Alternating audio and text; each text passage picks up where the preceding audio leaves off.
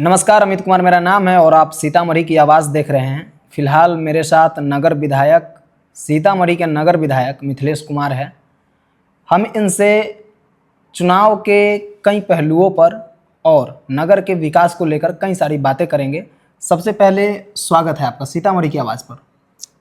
आपका भी क्रांतिकारी अभिनंदन। कुछ दिन पहले आपका वीडियो बहुत वायरल हुआ जब आप तलवार बांट रहे थे दशहरा विजयादशमी के समय। विपक्ष का कहना है कि वो सिर्फ चुनाव जीतने के लिए, चुनाव का समय नज़दीक आ गया इसलिए ऐसा कर रहे हैं, हिंसा भड़काने का काम कर रहे हैं। हम लोग तलवार बांटने वाले नहीं, कलम बांटने वाले लोग हैं। इस पर आपकी प्रतिक्रिया क्या है?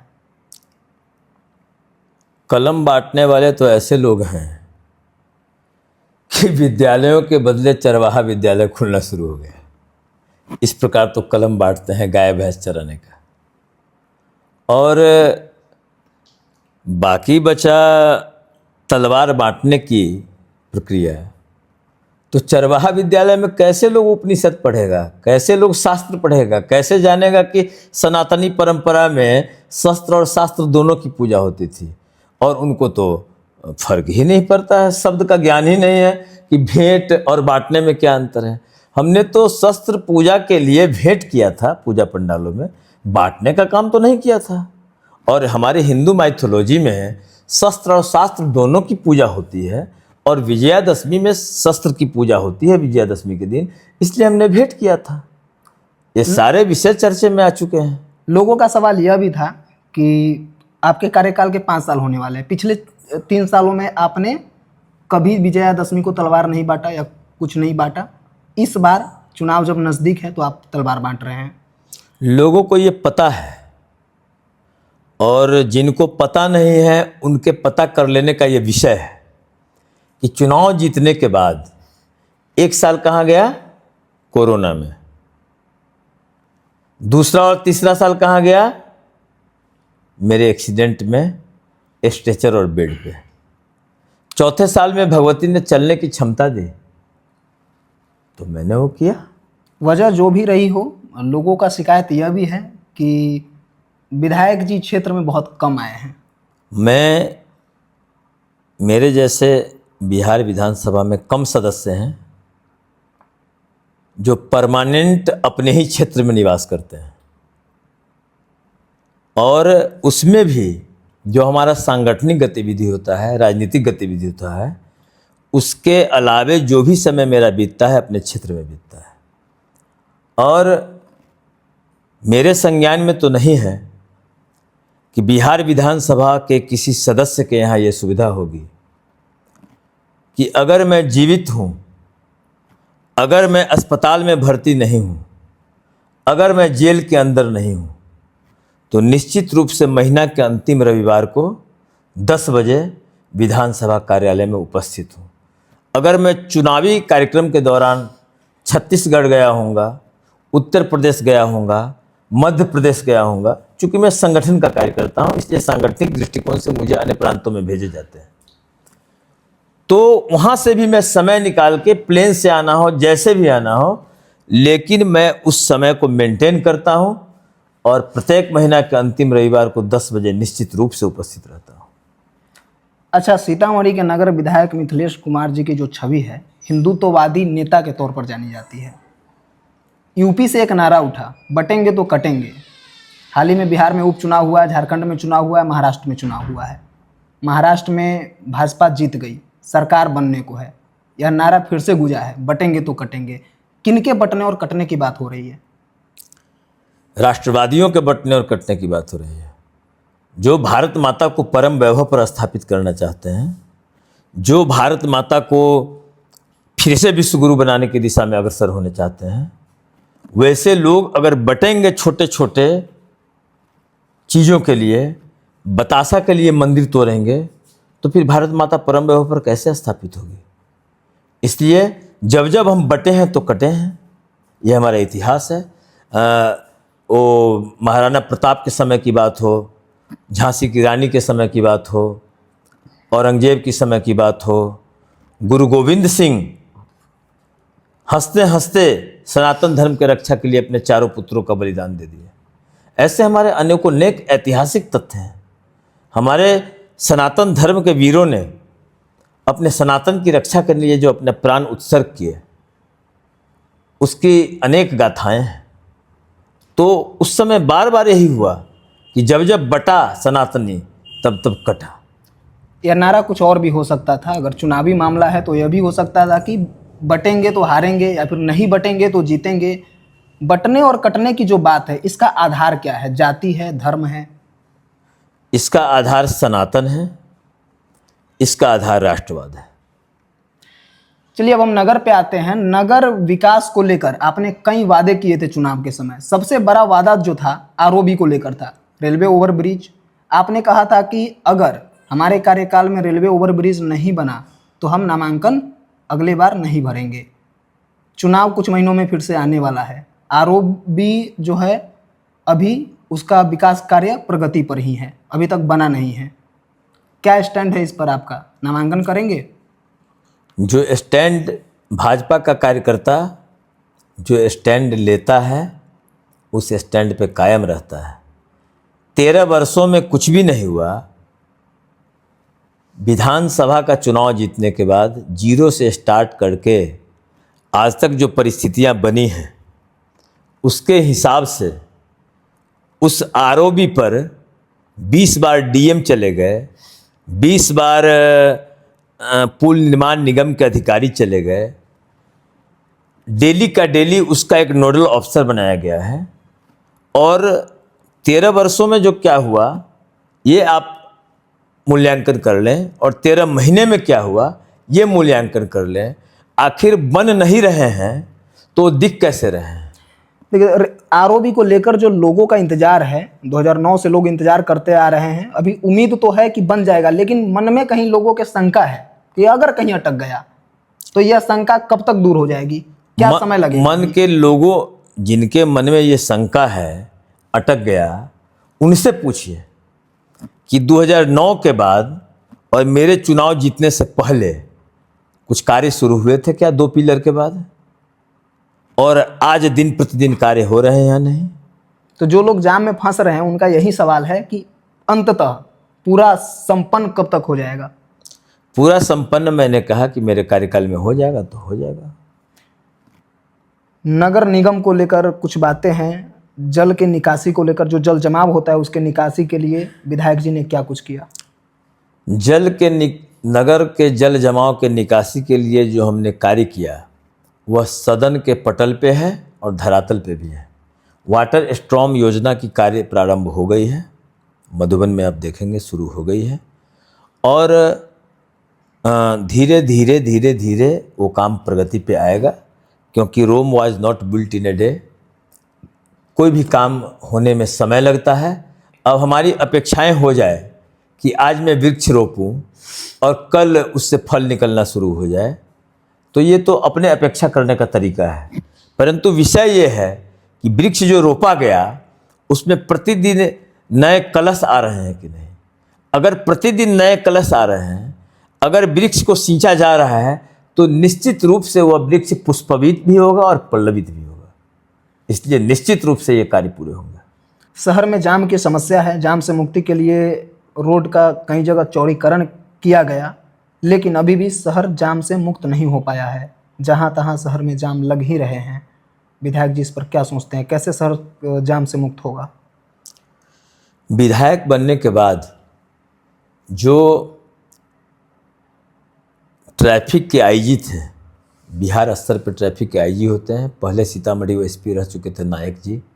वो नायक जी ट्रैफिक आईजी के पद पर, नए पद का सृजन हुआ, ट्रैफिक आईजी का पद संभाला। उनसे मिलके ही हमने आग्रह किया। उसके बाद उन्होंने प्रक्रिया का पूरा कराने के बाद यहाँ ट्रैफिक थाना खुलवाया। ट्रैफिक थाना खुल गए। जहाँ बिहार सरकार की सड़कें हैं वहाँ चौड़ीकरण भी हुआ। किसी का व्यक्तिगत निजी ज़मीन है उसमें अधिग्रहण की प्रक्रिया चलेगी। ये लंबे समय की बात है, लंबे योजना की बात है। वो अभी तत्काल कहीं कुछ नज़र नहीं आ रहा है। तो सरकार के स्तर पर जो काम है वो सरकार कर रही है। यहाँ के प्रशासन के लोगों में ढीलापन है जो मुख्य रूप से सड़क जाम का कारण है। क्योंकि जाम का एक सबसे बड़ा प्रमुख समस्या हमारा अपना सिविक सेंस भी है। दोनों तरफ से गाड़ी जा रही है, रोड कितनी भी संकीर्ण हो, अगर गाड़ी निकलने का रास्ता है, हम लोग अपने अपने क्यू में निकालेंगे तो कहीं से जाम की समस्या नहीं होगी। यहाँ लोगों में अफरा तफरी है, तो हम लोगों को भी अपने आप को थोड़ा सा धैर्यपूर्वक इसमें सहयोग करना चाहिए कि जाम कैसे नहीं लगे। और उसमें एकमात्र सहयोग ये है कि हम लोग अपने क्यू को आगे बढ़ने की प्रतीक्षा करें। अधिकतर जाम जो है बस से लगती है। स्कूल की जब छुट्टी होती है, स्कूल बस एक साथ निकलते हैं तो जाम लग जाती है।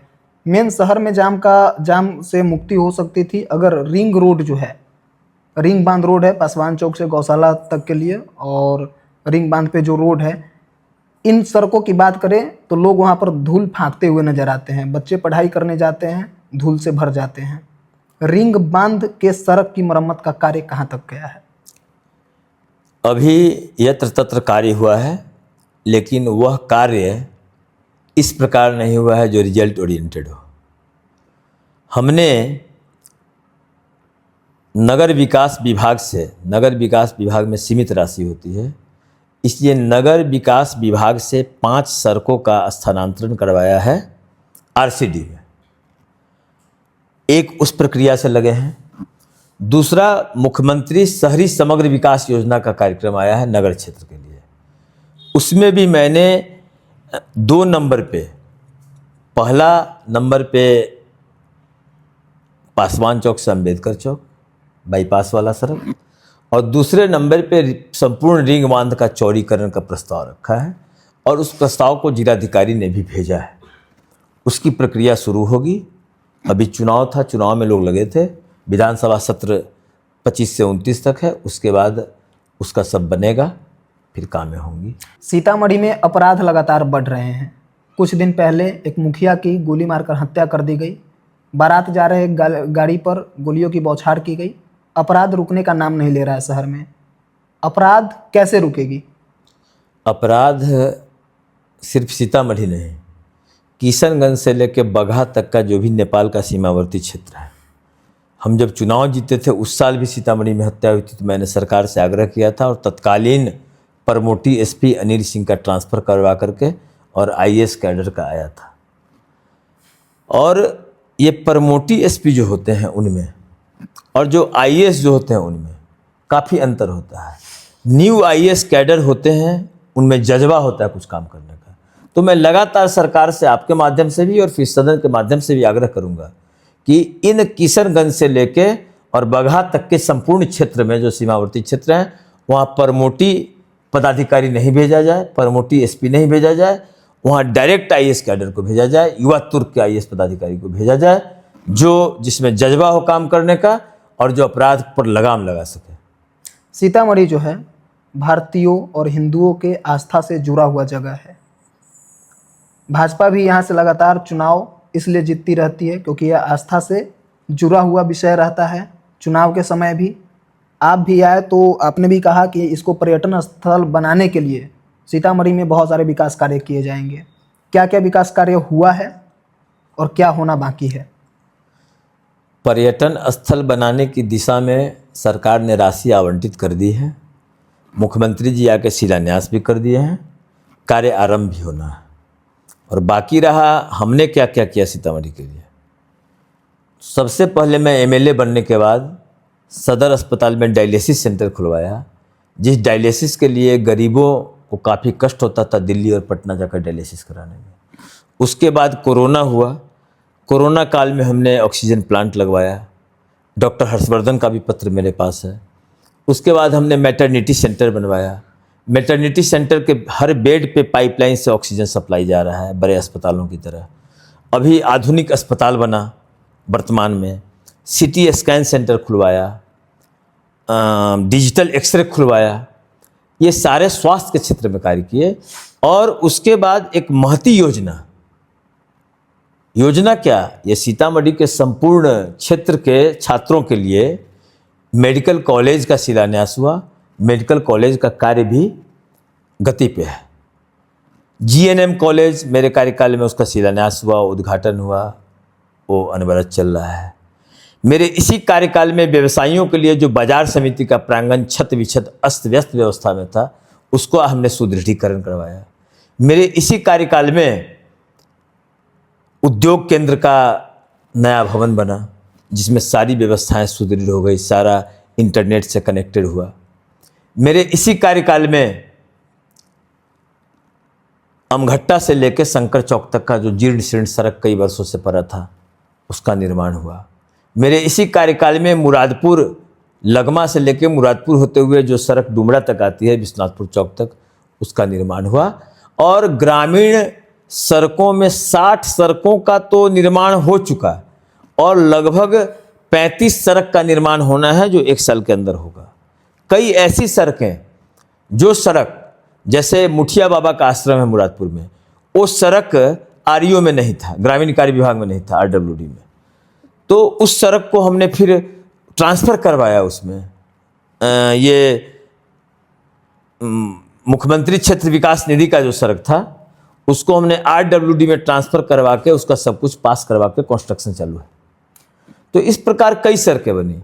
रहा मेरे मुख्यमंत्री क्षेत्र विकास निधि का कार्य, तो मेरे मुख्यमंत्री क्षेत्र विकास निधि का 90% राशि सनातनियों के महापर्व छठ घाट निर्माण में हुआ और श्मशान घाट में उसके विकास के लिए शेड चापाकल वगैरह के निर्माण में हुआ। मतलब कि एक सामाजिक कार्यकर्ता का ये रिफ्लेक्शन होना चाहिए कि सनातनियों में भेदभाव नहीं है। जिस प्रकार छठ घाट में किसी को किसी से भेदभाव नहीं है, पंडित पुरोहित की आवश्यकता नहीं होती है, किसी जाति से किसी जाति का भेद नहीं होता है, सभी सनातनी एक नज़र आते हैं। श्मशान घाट में सभी सनातनी एक नज़र आते हैं। तो इसी को दृष्टिकोण में रख के सनातन धर्म के शाश्वत धारा के प्रवाह को गति देने में मेरा जो तिल भर का मात्र चिंतन है, वो हमने उसमें उसको लागू किया और निर्माण करवाया छठ घाट का और श्मशान स्थल का वो करवाया। आपने छठ घाट के लिए काम किया। इसी शहर में एक पार्क है, सीता कुंज पार्क, कई वर्षों से वीरान पड़ी हुई है। दशहरा में शहर के सारे मूर्ति उसी पार्क में भसाए गए हैं। उसके जीर्णोद्धार के लिए क्या कर रहे हैं विधायक जी? कैसे जीर्णोद्धार होगा? उसके जीर्णोद्धार के लिए हमने सदन के माध्यम से भी सरकार से आग्रह किया और ये वन एवं जलवायु परिवर्तन विभाग में वो ट्रांसफ़र हुआ। पहले नगर विकास में था, नहीं तो बन गया होता। तो हमने उसके मंत्री आदरणीय प्रेम बाबू से बात करके आग्रह किया है कि नगर उद्यान नगरवासियों के स्वास्थ्य के लिए बहुत अच्छा होता है। वहाँ एक ओपन स्पेस होता है जहाँ लोग जा कर के खुली हवा लेते हैं, व्यायाम करते हैं, टहलते हैं। तो उन्होंने आश्वासन दिया है कि जल्द ही इसके बारे में हम विचार करेंगे। तो मेरे साथ सीतामढ़ी नगर विधायक मिथिलेश कुमार थे और आप यह वीडियो सीतामढ़ी की आवाज़ पर देख रहे थे। मेरा नाम अमित कुमार है। यह वीडियो देखने के लिए आप तमाम दर्शकों का धन्यवाद। बने रहिए सीतामढ़ी की आवाज़ के साथ।